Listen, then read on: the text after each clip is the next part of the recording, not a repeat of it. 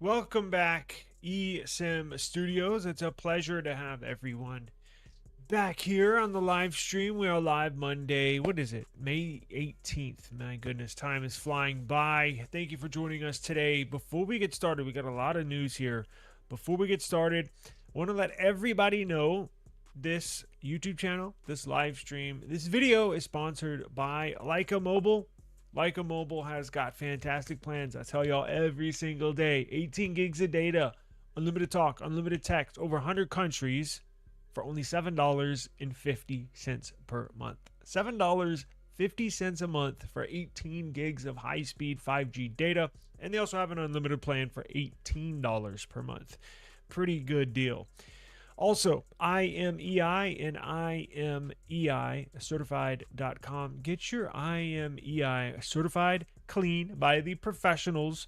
They take any lost or stolen device, iPhone, Android, even tablets, iPads, Samsung tablets, even hotspots, even watches. If it has an IMEI number, if it is considered lost or stolen, they will convert it back to clean and clear status so you can use it again.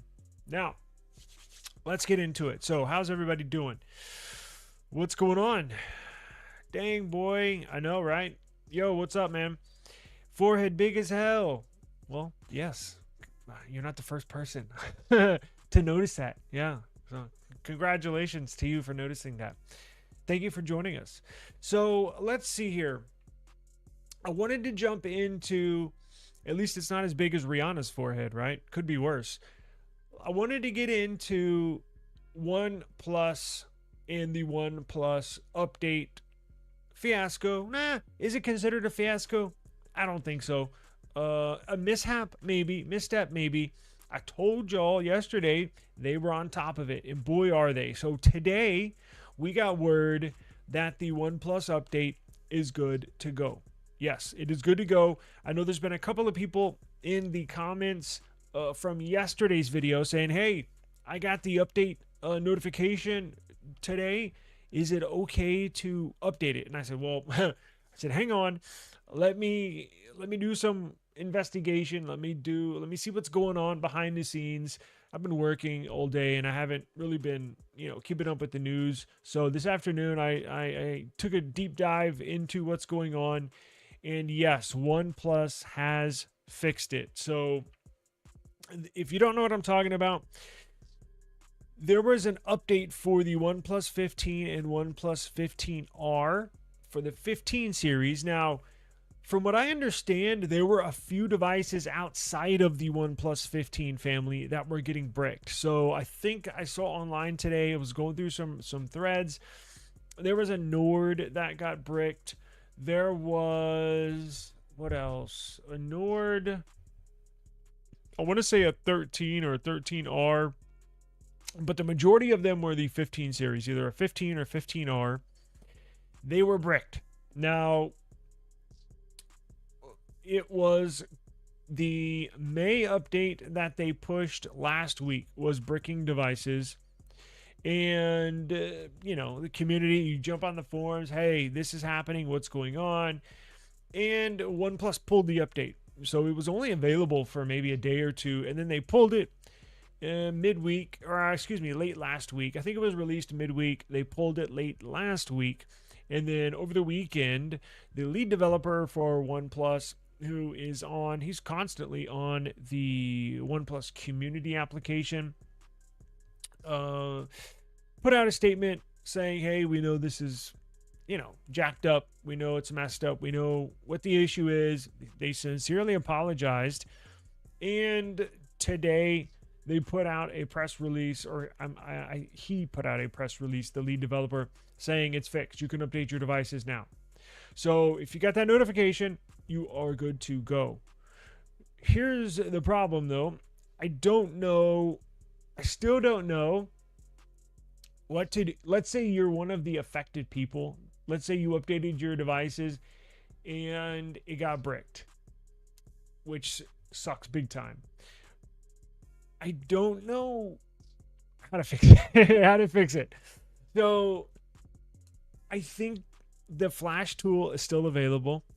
Look, the best thing for you to do if it got bricked, and I don't think it had, I don't think it affected a whole bunch of people, but look, 1,000, 2,000, it's still a mishap.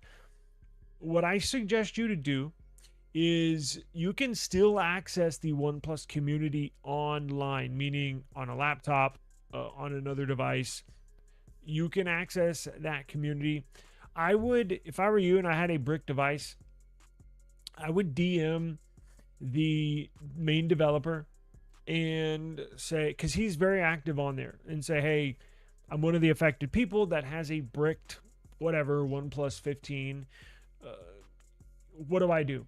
Right? Because here's the issue. If it's bricked, meaning if it's stuck in a boot loop, you cannot get into the operating system. Well, what the hell? What do I do? How do I fix this? Because it's not like they can just push an update to your phone and it's fixed. No, I can't get into the operating system. I'm assuming he will send you a zip file, send you the OnePlus Flash tool. It's sort of like what I used when I used to flash custom ROMs all the time on like OnePlus 6 or 6T or OnePlus 8. I'm assuming it's a flash tool. He'll say you unzip the file. You run the program on your laptop, probably send you a list of instructions to do. It's pretty easy. Like, all you got to do is just, if you can read instructions to bake a cake, right?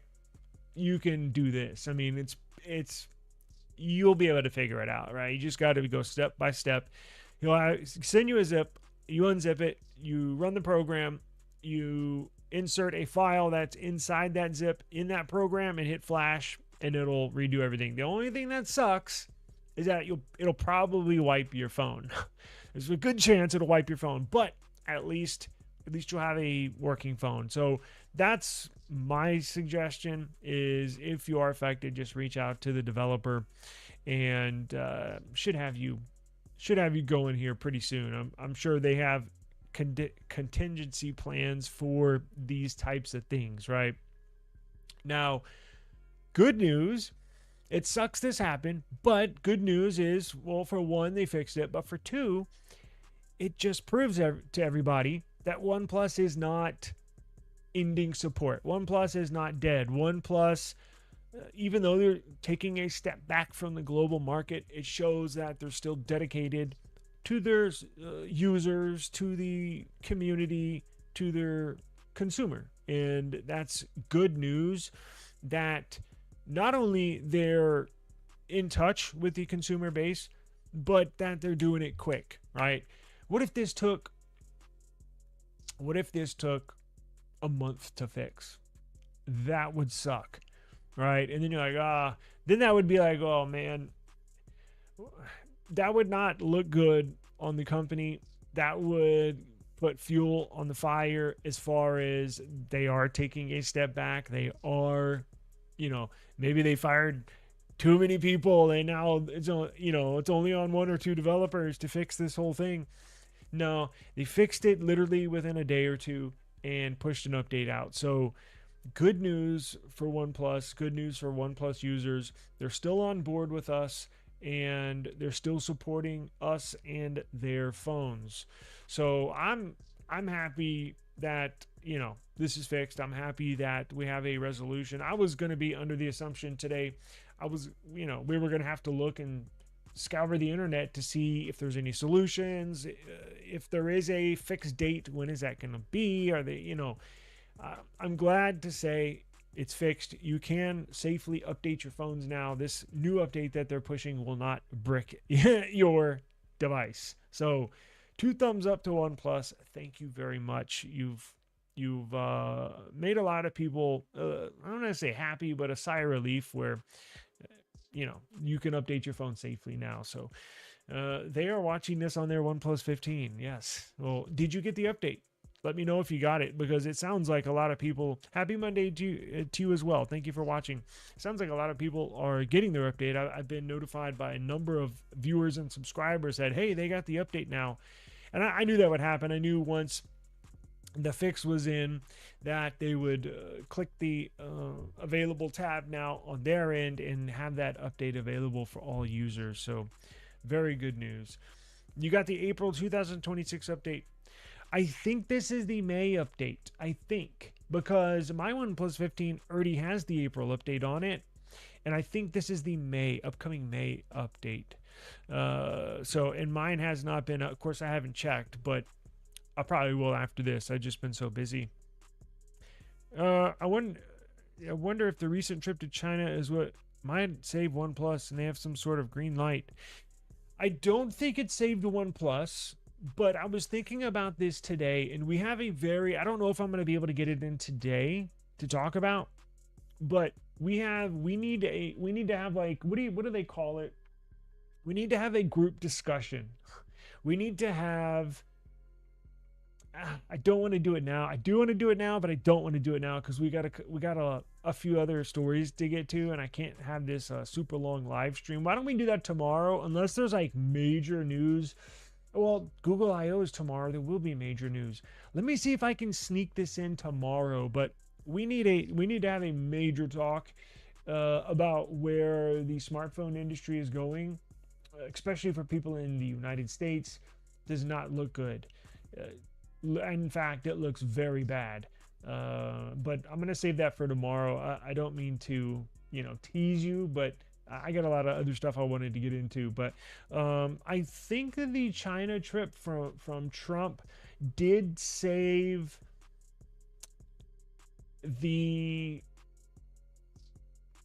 some stuff as far as potentially allowing some of the floodgates to be opened up a little bit, or the dam gates to be opened up a little bit, as far as business wise, doing business between China and the United States. Now, I guess it's good news because I don't anticipate the FCC telling the carriers to not provide service to any IMEIs that are based out of China, that are manufactured in China, meaning, we've talked about this before, or what if Trump says, or the administration tells the FCC to cut all service to any IMEI that is a Chinese phone? It's possible, right? And a month ago, it looked very possible.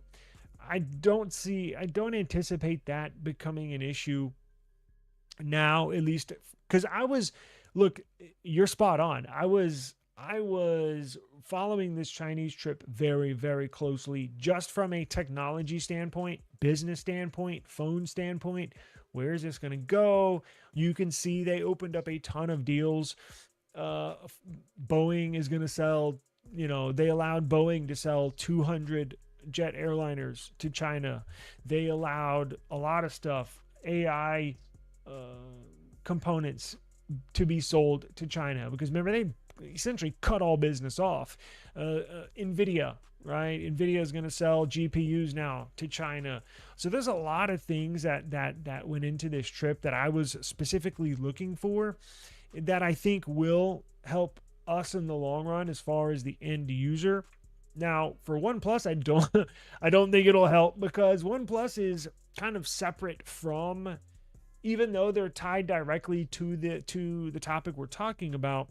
OnePlus's issue with taking a step back from the global market has more to do with the market itself than it does from any administrative duties or laws being passed, or restrictions, or tariffs. OnePlus issue has more to do with the decline in market share, meaning the revenue coming in just cannot support all the other stuff they have going on. Their overhead, paying employees, paying for certifications, manufacturing, the R&D into new products. I just don't think their revenue was able to support the business. And I think that's why Oppo chose to scale it back, because they were just losing money, right? It was just losing money every month. And apparently that's been going on for years. And they just, at some point, you got to pull the plug, right? It's just, I think it has more to do with that than it has to do with the China trip. But I mean, OnePlus will still be here. They're just going to sell their flagship phones in China, and then everything budget is going to go to India. So Good point, though, and I appreciate you for bringing up that topic. I was keeping a very close eye on that. I just want more competition so there's more innovation between brands. I tell you what, join us. Don't miss the. I'll try to schedule it when this is done. Join us. We're gonna have that discussion tomorrow and I think that deserves its entire episode or an entire live stream and I desperately need your input as well on this topic because I'm going to bring a couple of things to the table as far as information and prospects and looking into the future a little bit. I like to do that every now and then, see where this smartphone world is headed. It does not look good, but we'll get into that tomorrow. Don't miss tomorrow's show, although I think I'm going to do 2 shows tomorrow because Google I/O's tomorrow. They're going to announce a ton of shit tomorrow, a ton, hardware, software, new projects they've been working on. So I know maybe we'll combine it into one, maybe we'll do 2. We'll do this phone topic and then Google I/O. We'll figure it out, but join me tomorrow. We'll discuss that tomorrow for sure. Cool using the US version of it, and maybe I'll get the global for a trip. Are you talking about the OnePlus device? The US version should work globally, right? It's not just for US. Like if you buy a OnePlus 15 here, it's the US version. It's unlocked. You can take it to India and it'll work with an India SIM card. You can take it to Australia, it'll work with an Australian SIM card. You can take it to Italy, it'll work with an Italian SIM card. So it'll be unlocked for anywhere. The US version is the global unlocked version. It just has a few extra 5G bands added in there on top of all the other ones, so it'll work optimally with USA carriers, right? So it'll work. You're not going to have to buy a separate phone for that. It will still work for sure. It'll still work for sure. Yeah. Yep. Yeah, it will. That's a nice it's a nice aspect. They just say US version because they did add some modifications to the modem. They opened it up a little bit more for carrier aggregation, for that CPU, and the modem it has in there is, I think, the most advanced modem in the world out of any mobile device, meaning the modem handles the carrier, right? Carrier signals, the 5Gs.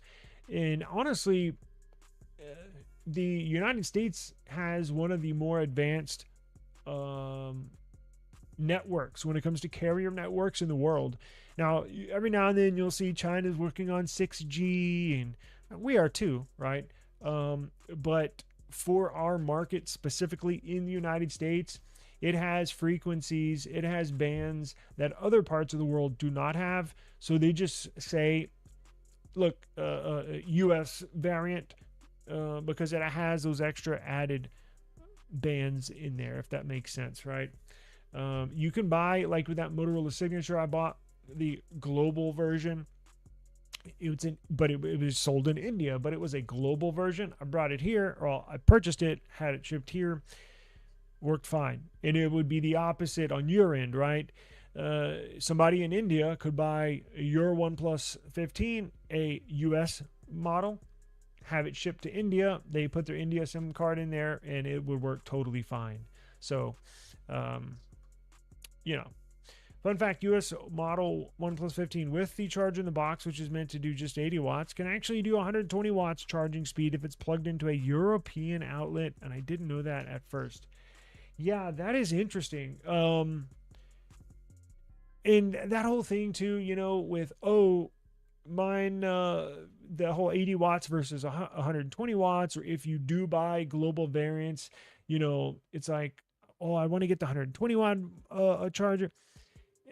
Charging is pretty freaking similar. I know there's 40 watts in between 80 and 120, but realistically, both will go 0 to 100. I mean, the 120 watt will probably beat it, a couple minutes.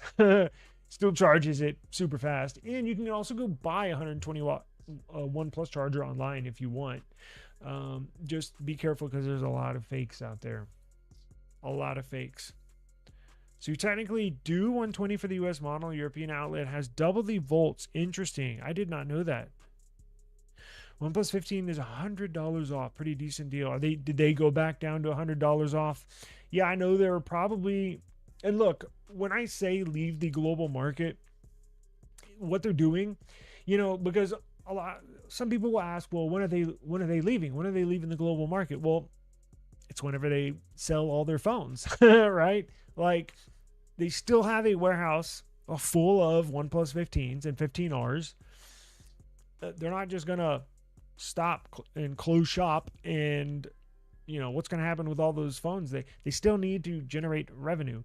So yeah, they're still. And look, I think when I did the other video, what was it, the other day, when I said nothing is replacing OnePlus at Best Buy, I think maybe I didn't clarify it good enough, but people thought people thought that Best Buy was going to stop selling OnePlus phones. That is not the case. They're still selling them. They're just taking their in-store model, the display models in store. They're taking those OnePlus 15s out of their physical retail stores and putting in the nothing phones in their place. But you can still buy it online on Best Buy's website. You can still buy it online on OnePlus's website, and they're going to try and sell as many as they can to get rid of the stock and of their inventory. And it's probably why you see them with the $100 off.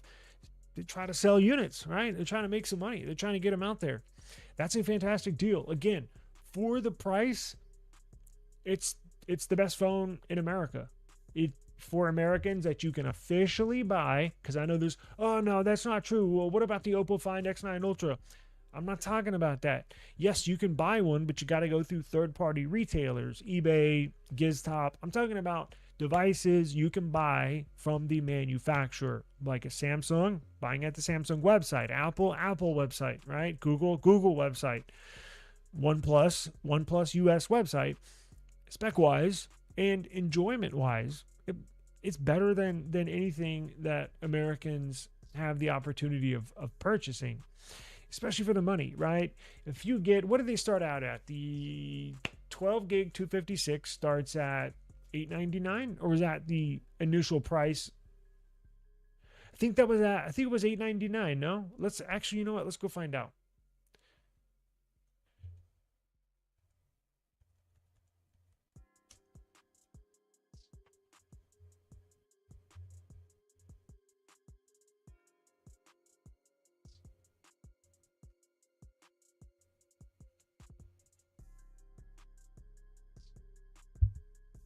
The hell happened? My screen went out. Damn it. That is weird. There we go. One of my screens went out. Yeah, that's a deal right there. Save $100 on the OnePlus 15, 256 gig with code EXTRA100. That is a steal. $850 gets you the best spec phone in the United States, even at the 12 gig 256. Remember, they have RAM expansion in there. You can expand that RAM up to 12 gigs. So you can essentially have 24 gigs of RAM and 256 gigs of storage. Well, it takes 12 of those 256 and puts it over in the RAM department, but you get the point. That's a good deal. I would take advantage of it if you're in the market for a new phone. They clearly still support their devices. Legally, they have to update the software for the length of whatever they are quoted at. And forgive me, I think it's 5 years software update, 6 years of security patches, whatever it is. They're going to do it, right? And Google will hold them to it, and legally they are bound to support their devices. So pretty good deal. Now let's see. Can you get the 16 gig for $50 off the 16 gig of RAM for the Sandstone, and then $100 off? Yeah, they are trying to get rid of that stock, that inventory, aren't they? Well, good for them. That's a deal. If you're in the market, you can also trade in your device as well. Yeah, as you see here, you can lower that $850 down to, I don't know, $300 depending on what phone you have. So Thank you for informing us. That is very interesting. At Best Buy, no, it's a good deal. It's a good opportunity to get a fantastic device at a lower price. When I pre-ordered the OnePlus 15 in December, it was $100 off due to some early discounts, even with a free case and charger. I think I remember that. Yeah, I do. Final price with tax was $953. Wow. And that's free case, obviously charger in the box. Didn't they also come with buds, right? Like free buds, or a watch. Remember that? That's and look, I paid $1,500 for my S26 Ultra, and I'm not even impressed. It's like the same phone as last year. OnePlus 15 is pretty impressive. It'll essentially do anything, right? Pretty freaking impressive. Samsung discounted the S26 Ultra $50 more off, with a total of $250 off. I don't think the S26 line is selling well. Well, there are reports that it's tricky. There are reports saying that there are reports saying that when I saw that report, I saw a few reports. So you'll see a couple of things in the headline saying that the S26 Ultra or the S26 series, most of the sales are to the Ultra, but the S26 series has outsold the previous year's S25 series and all others behind it. Now, from what I understand, that those sales are falling off pretty quick. So what that means, I don't know, but it sold well at first, and then I'm assuming the sales dropped off a cliff. Now, that can be due to a number of things. I haven't really analyzed the market or looked, peeled behind the curtains to see why they dropped off. Maybe people realized it's really not that much of an upgrade. I think Samsung got lucky with an upgrade cycle, because every couple of years, I think the average lifeline for the average American, it's like 3.4, 3.8 years, meaning the average American will hold on to their smartphone for 3.4 or almost, 4 years before they upgrade. And I think they just got lucky getting caught in an upgrade cycle where just a large majority of their users was due for an upgrade, essentially. And I think that's why. So maybe we'll look into that as well at another time. At Best Buy, the 512 gig models $849 with activation on Verizon or AT&T. Yeah, that's interesting. So it's $100 cheaper. No, what is that? For the 512 gig, what am I at? It's $100 cheaper. Oh, I see, because obviously the Verizon or AT&T activation. I've never used mine on anything other than T-Mobile. But do you remember the days when it didn't even used to work on Verizon? It's kind of like where nothing is at right now. It's like the only thing that, well, I'm saying the only thing, but seems like the only carrier that really works well with nothing phones is T-Mobile or a T-Mobile MVNO. In Verizon doesn't really play nicely. OnePlus used to be in that same position, right? Just years ago, 3 to 4 years ago, I don't even think Verizon would work on OnePlus. Didn't they used to sell a OnePlus though? I think that's what cracked the egg. I think that's what opened them up to usability on the carrier. Hey, what's up, Brian? Okay, no problem. It's a fuzzy display, the S26 Ultra. How did I know you were talking about that one? Happy Victoria Day to all Canadian viewers. Hope your day was not only great, but you had got to see the fireworks show as well. Was it the OnePlus 9? I think so. What is Victoria Day? Is that like the Canadian version of the 4th of July? I'm assuming.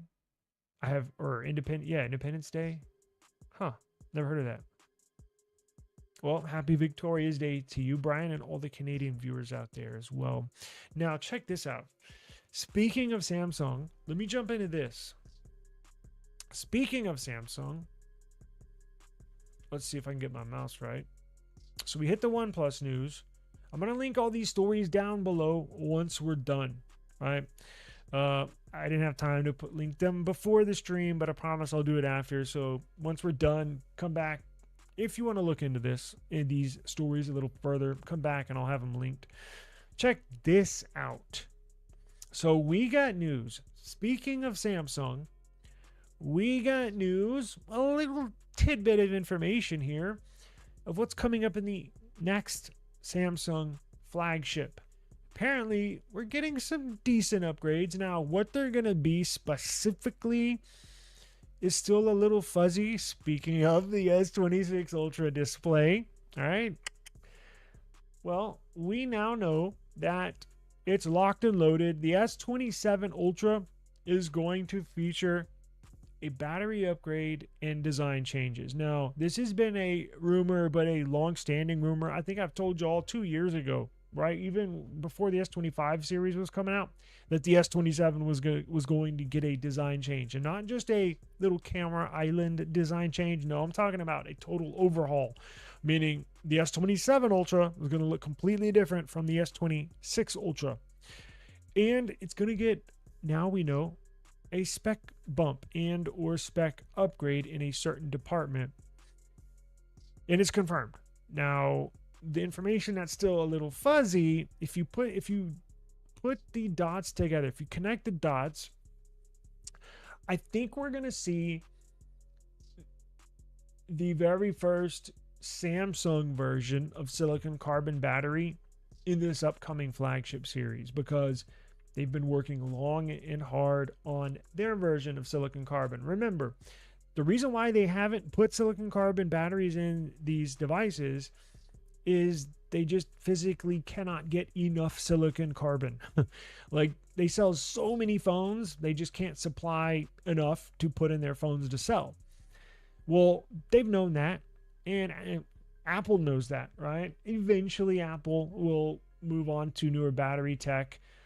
Obviously, they're not really concerned about that, right? It seems like they're not really concerned about a lot of stuff in iPhone because, man, iPhones suck. But Samsung has known this, and they've been working on their version of a silicon carbon battery, sort of like I like to call it silicon carbon 2.0. It's their version of it. So it has the same characteristics of silicon carbon, or you can cram in a bunch of ions into the same space as a regular lithium ion battery, but it's more dense, right? That's what OnePlus does, and they also expanded it, but they cram those ions in to those silicon carbon. Well, Samsung's doing the same thing. They've been working on this for, from what I understand, 7 years, but just in the last 4 years, it really made an advancement, and just in the last 1 year, it even made such an advancement to where now they think they can put these in production units. And I think this is the first year we're going to see a big upgrade in the battery department. They've been hovering right around, give or take a few, 5,000 milliamp hours for the batteries for years. And I think you're going to see a change. Now, these are tied directly together. This story with these two points of information, a design upgrade and a battery upgrade, they're tied together because Samsung's going to go with 3 camera sensors for the S27 Ultra. Right now, the S26 Ultra, S25 Ultra, S24 Ultra, they've had those 4 sensors on the back for a long time. Well, now they're going to 3 sensors, so they're getting rid of 1 sensor, so that creates more room inside the device. It creates more area inside the device so they can put a bigger battery in there. And not only is it going to be more room, do you see where it's located right now, where it's, it's down the top left side of the phone? Well, if you've seen the leaks, if you've seen those renders, and when I first saw them, I thought it was pretty freaking ugly. Now I'm like, kind of reminds me of the S10. The S10, was the S10 Plus? That was their bigger one. It was the horizontal, kind of like Pixel, but it was the horizontal camera island. Well, now they're going back to that, but they're going to move it up towards the very top of the phone. So that leaves that whole bottom of the device, maybe 80% of the device, you can room for rearranging components inside of there, and quite frankly, more room to put a bigger battery.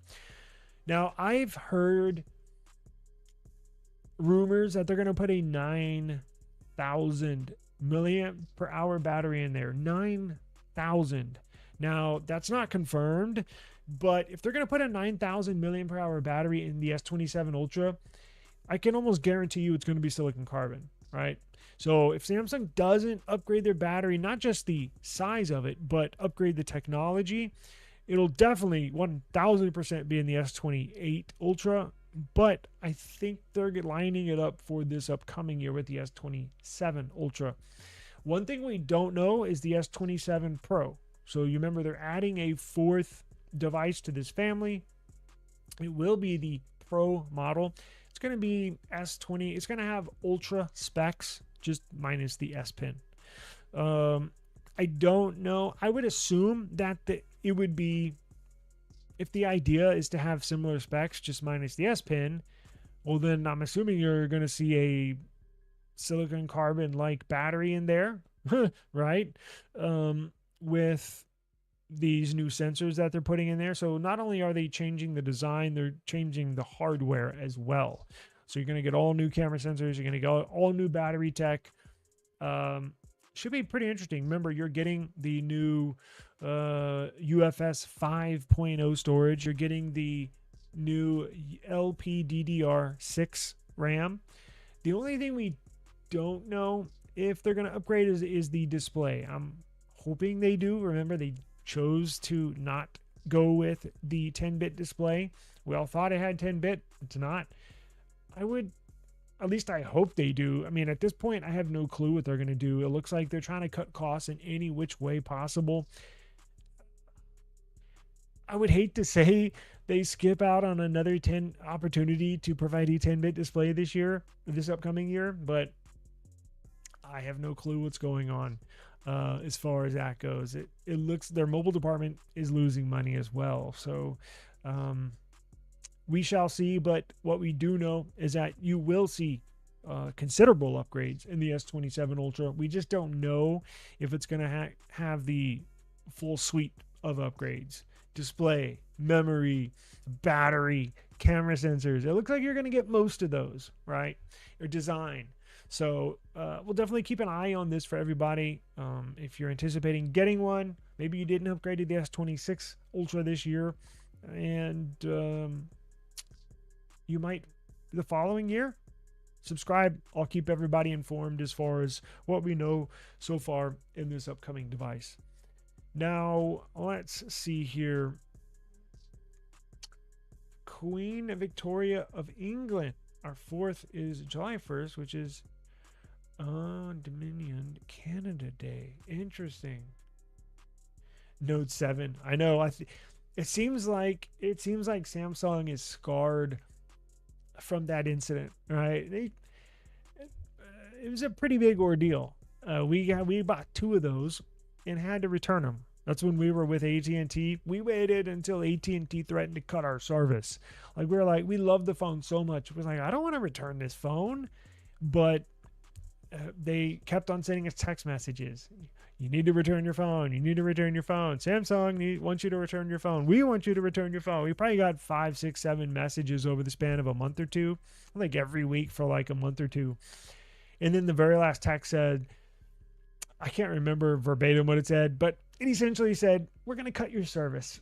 We're not going to be tied to you. Like, if we tried to warn you, your phone may explode. I'm like, what are the chances of my phone exploding?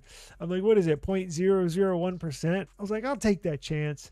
But we returned it. We didn't want our service to be cut. And then they screwed us.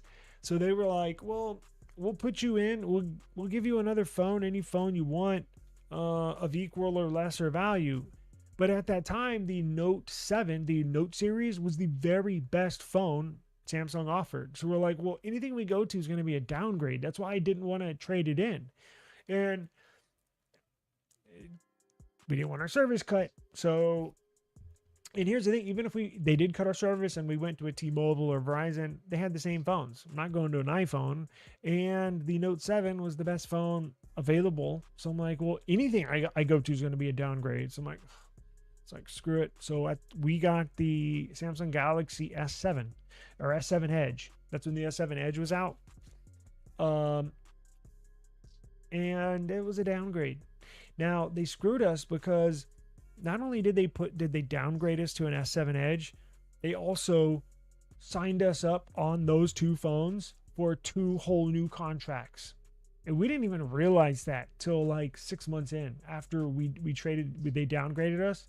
I think I went in there for something and they're like, oh, I see the rep in there was like, I see you got on for another 20, or was it 24 or 36 month financing plan with these phones. I'm like, wait, what? You mother. And then after that, that's what did it for us in AT&T. I said, man, screw y'all. I'm not dealing like they didn't even tell us.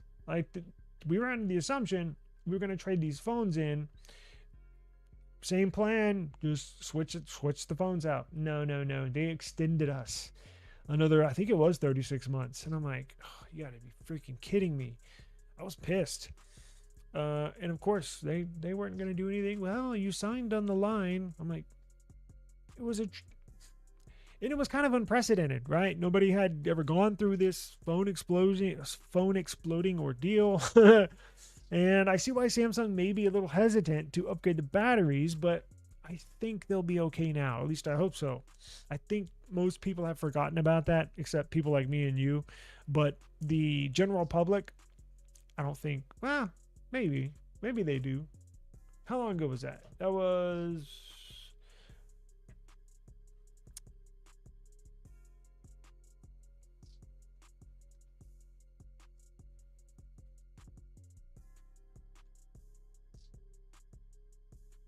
Damn, that was 10 years ago. Holy crap, 2016. Wow. Interesting.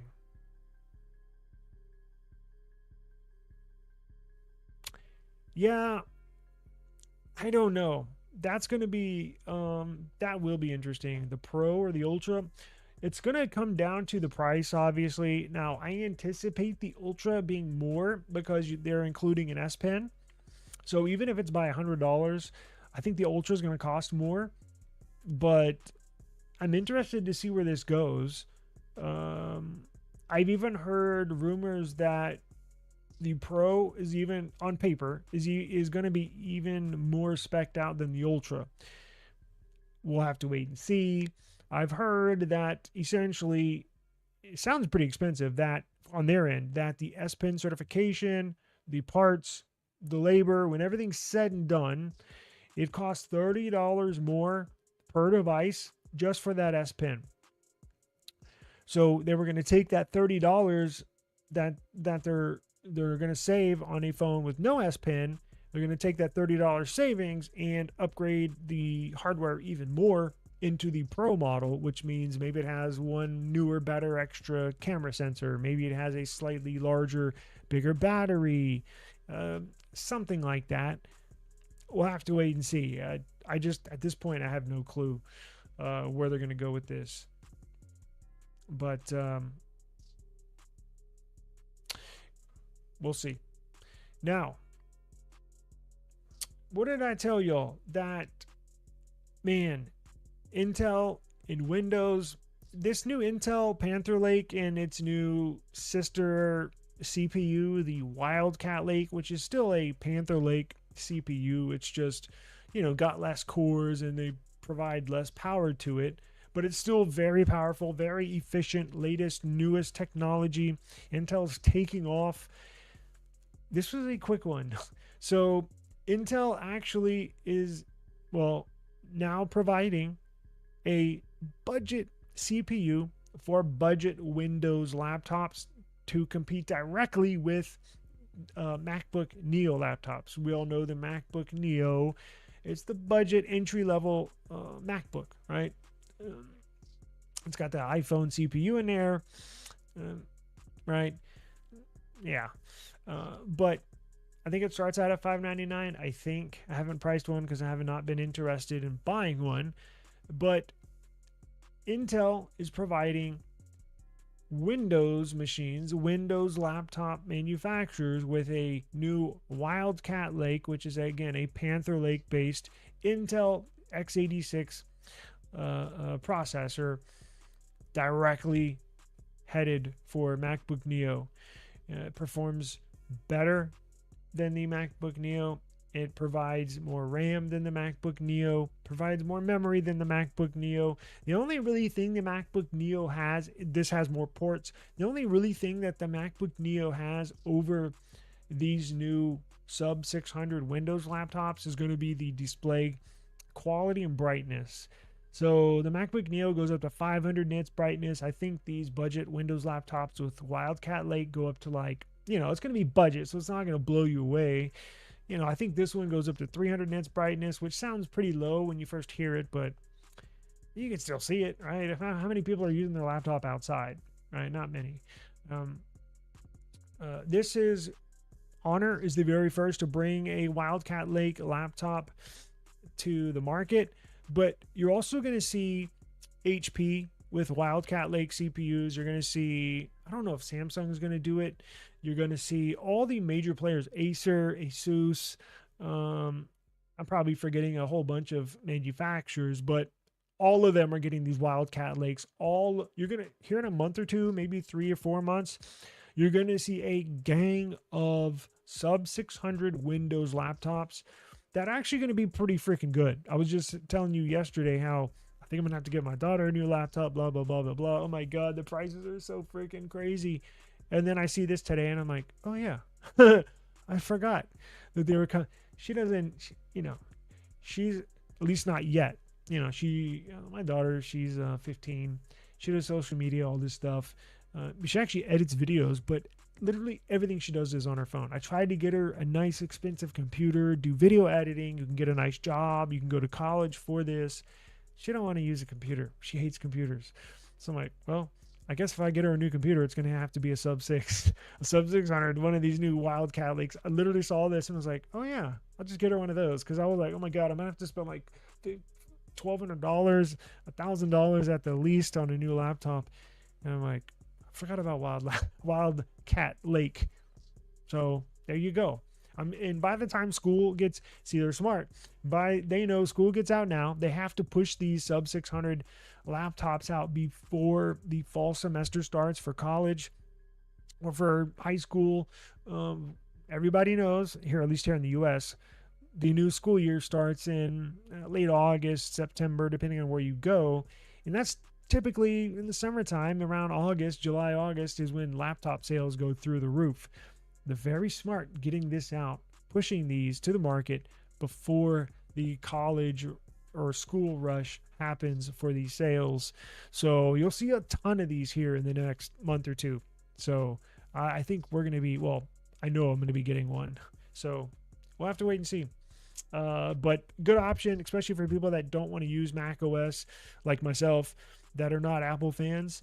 Just gives you an affordable, especially with the prices. I was just pricing these yesterday.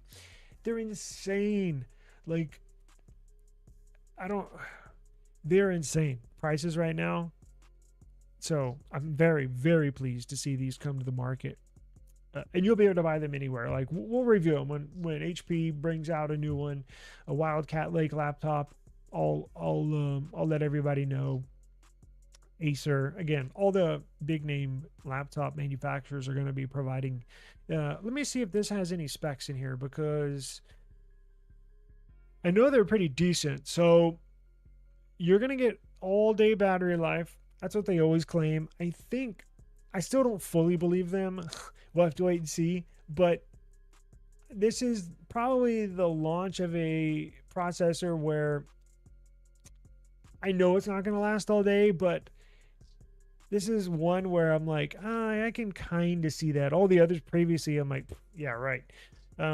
This is on Intel. I'm telling you, that's why their stock is shot way up. They're on a whole new wavelength. So I feel very confident purchasing one of these new Intel-based laptops. All-day battery life. We'll have to wait and see.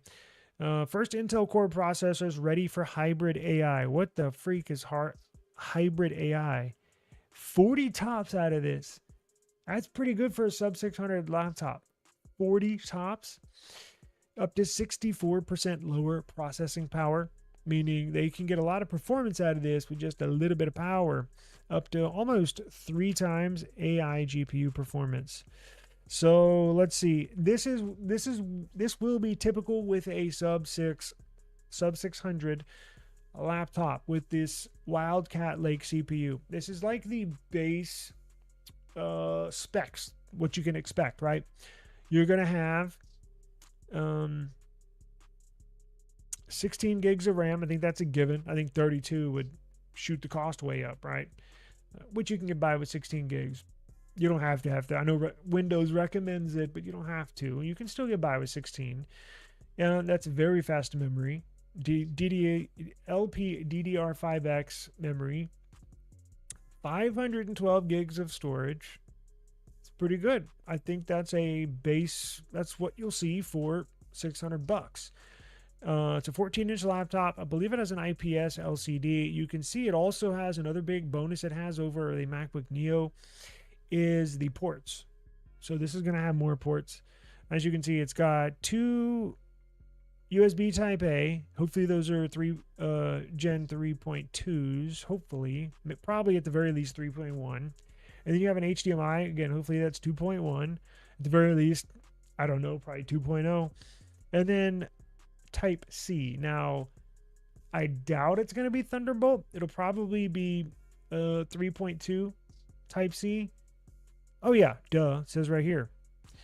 So we got, why didn't I just read? So the Neo, no, not the Neo. Let's see. The Honor, so this laptop offers 3 USB ports. One 3.2 Gen 2 Type C. That's good. That's one right under Thunderbolt, right? That's still pretty good. You can move a decent amount of data with that. Hopefully it'll be video out as well. So it'd be nice to run video out on HDMI and a Type C, right? If you want to use, well, I guess you can't use DeX. Damn it, Samsung. You're gonna get you're gonna get 2 3.2 Gen 1 Type A. Okay, that's good. And an HDMI port, we don't know what version. Audio out port, which is good. Let's see here. Power delivery. Oh, good. DisplayPort capabilities through Type C. That's good. So you'll be able to, it looks like you'll be able to do video out as well. Power delivery. So you'll be able to charge it with that. You don't have to have some stupid proprietary charger. And then it's going to come with a 60 watt per hour battery. Oh, wow. The battery. Okay, so I think this will get all day battery life. The battery is almost twice as big as the one that comes in the Neo. Almost 2 times the size. Yeah, you'll be able to get a full day out of this, especially if it only goes up to 300 nits brightness. Your display's not gonna be sucking your battery dry, right? So this is a 14-inch. It only weighs 1.23 kilograms. It does have an all premium finish, like the all aluminum chassis of the Neo. So this is really cool. Now this is an Honor version, and it's for sale right now, but it's on JD.com. And I think a couple of other Chinese retailers. Don't rush out to get it. I mean, you can if you want to. But I'm telling you, here in a month or two, they're going to flood the US market with these. This is just the first one to get out to the world. But if you're in the market and you don't want to spend an arm and a leg, again, wait a month or two and they're going to have a ton of affordable laptops powered by Wildcat Lake. So I'm going to be one of the buyers, not of this Honor, but something similar. So that's pretty cool. So I'm glad to see these coming out. So good news on that front. Hey, what's up, Daniel? Appreciate you joining us today. Samsung Mobile is planning to become the next LG. They do sell them fully unlocked. You love reading the posts about buy Mac. PC has no battery. Obviously haven't used a PC since Lunar Lake. Panther Lake and Snapdragon get better battery life than M series. Yeah, I was just looking at yesterday possibly getting a new Snapdragon X2 machine. I'll probably take my time. I'm not in any rush, so I may buy a nice used one. May buy new. I have no clue, but I'm gonna let the prices come down probably a little bit. And I don't know, because like I was telling you yesterday, I typically give my old laptops to my daughter and I'll just get a new one. I might still do that. To be honest with you, depending on what deals are out there in a month or two, I might just do that as well. But mine runs fine, so maybe I don't need one. I don't know. I actually really like mine, and I have 32 gigs of RAM. So and that's the interesting thing. If you price them, if you go on HP's website or you Asus or whatever, you customize your laptop and you add that extra 32 gigs of storage. Holy crap! An extra $410, and I have to have 32 gigs of RAM for what I do. So I'm like, God, insane. So I don't know. We'll see. But no, I totally, it's totally different now. Just in the last year, really like last 2 years, it's, it seems like, and I'm ecstatic. I'm very happy because I'm not a MacBook person or Apple person, so I'm very happy to see Windows making this turn. I mean, it's really, it'll be one that we look back on like 10 to 15 years, 20 years from now, and we'll be able to see this is when they really turn things around when it comes to comparable performances between Mac OS and Windows, right? Um, I'm ecstatic, and I can't even believe 2 3 years ago I would have laughed at the idea of me wanting an Intel machine, right? Uh, but you know, times change, and I'm all here for it. Oh yeah, I wonder how long that would last. Probably a week, right? Depends, but it would be up there. Yes, they do. Honor win with a whopping 10,000 million per hour battery. Snapdragon Elite Gen 5. I've seen that too. Looks pretty cool. Now they're banned from the US, no? I know Huawei is. Maybe they're not. I don't know. Maybe I shouldn't say that, but real quick before we get out of here, we've been on for about an hour. Let's see here. We're gonna hit this real quick. What else do I have? The specs of the Z Fold 8 wide specs leak with alleged battery and camera upgrades. So let's dive into this real quick. So for the Z Fold 8, we know it's essentially going to be a refresh, and goes to show you just how much better the Motorola Razr Fold is than what Samsung had, than any outside of Oppo and the Find, or excuse me, the N6. I'm taking that out of the equation and just talking about US specifically. Samsung is going to refresh this Fold 8. Not talking about the wide, just the regular Fold 8. And here's the thing, they're going to make it even thinner and lighter, but just a hair thinner and a hair lighter. You're going to get a new CPU, and that's about it. So womp womp womp. That's for the regular Fold 8. But what about the Z Fold 8 wide? What about that wide? Well, we got some new information. Let's see. Oh, okay. I left out an upgrade. The Z Fold 8 is going to get a slight battery spec bump up to 5,000 milliamp hours for the battery as well. So I couldn't leave that out. But let's go to the wide, the Fold wide, because this is the one I can see myself getting. Now, I'm not a foldable person. I still haven't pre-ordered the Motorola Razr Fold. I might not.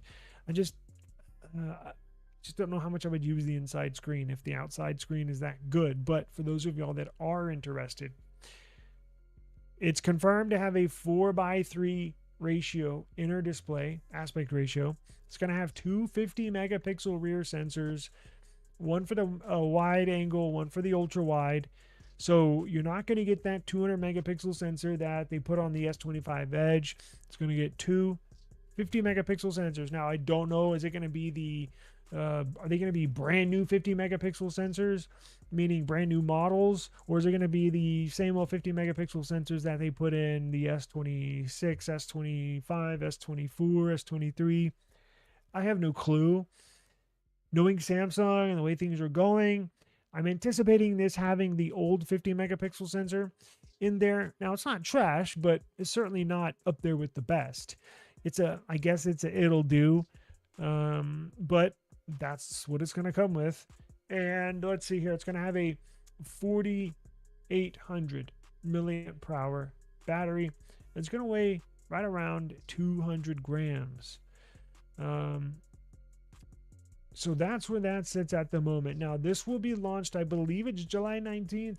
I think it's July 19th. Somewhere right around the second week in July, they're going to launch the Samsung Galaxy Z Fold 8, Z Fold 8 Wide, Z Flip 8, and we're getting new watches, and I think a new tablet, although that's not confirmed. But we are getting new foldables, we are getting new watches.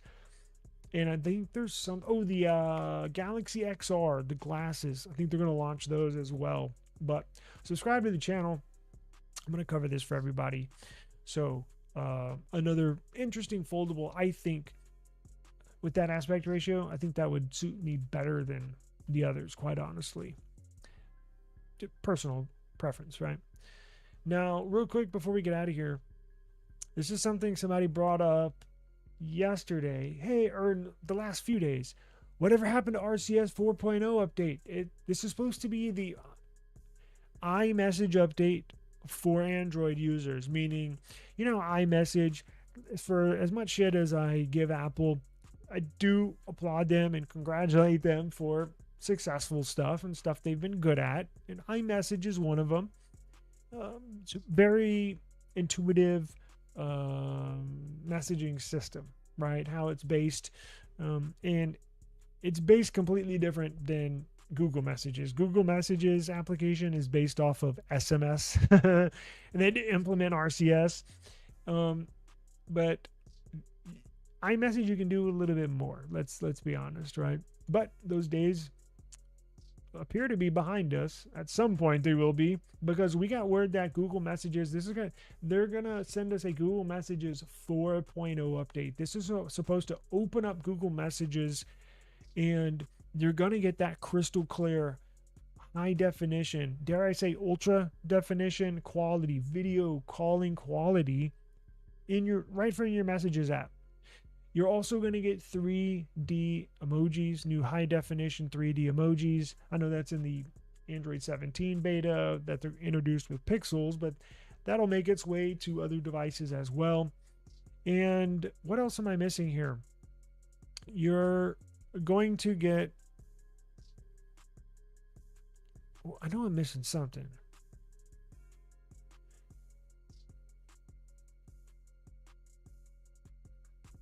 Its video calls are going to be really good, and something else. Well, Messages already offers, let's see.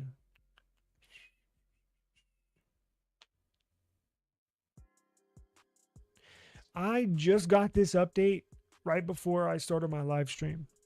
So I didn't notice anything different, but I literally just updated my phone like 30 seconds before I went live. So I think this is part of the rollout, although I don't think it's technically 4.0, but this article is saying that the new Messages, the new beta, I have Google Messages beta running on my phones.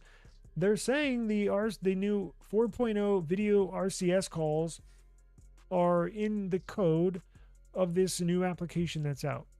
Now, I don't know if you have to video call somebody. Well, I'm pretty sure you do have to video call somebody else that has this application on their device for it to be crystal clear and ultra HD video calling. I don't ever do video calling, so it's not that big of a deal to me.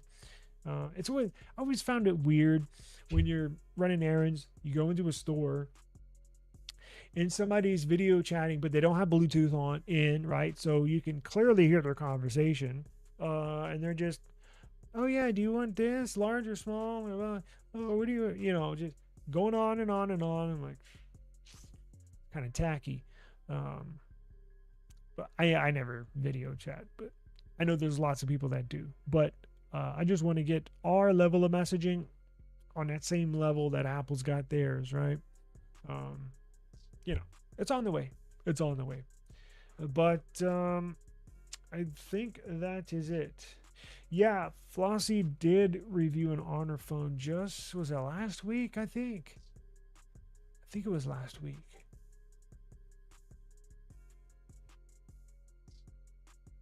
Huh.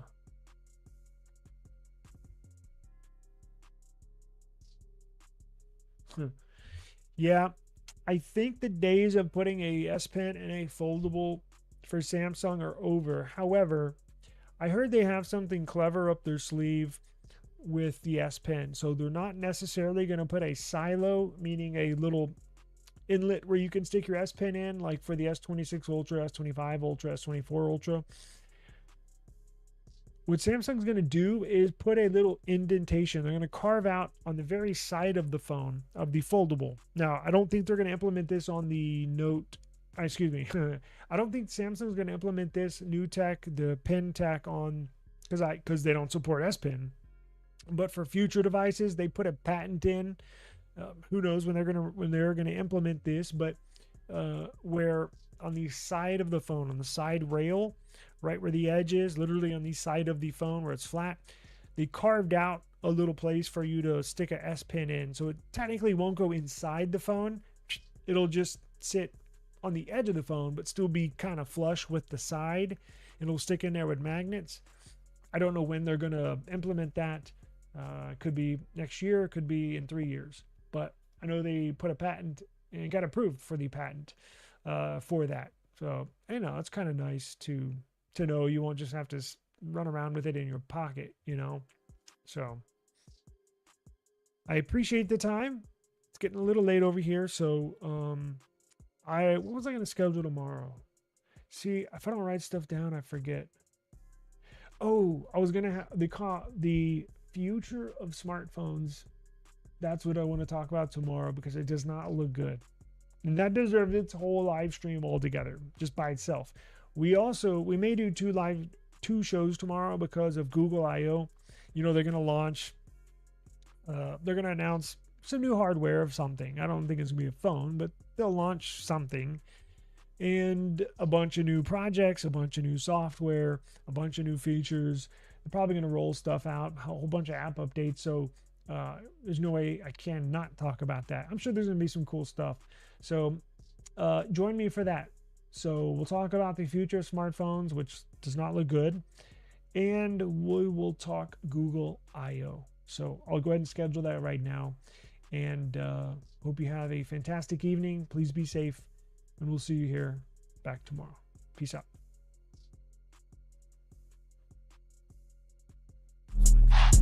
Yeah. Woo. I just need my space right now. Fresh off the G5 jet, on my way to a brand new kit.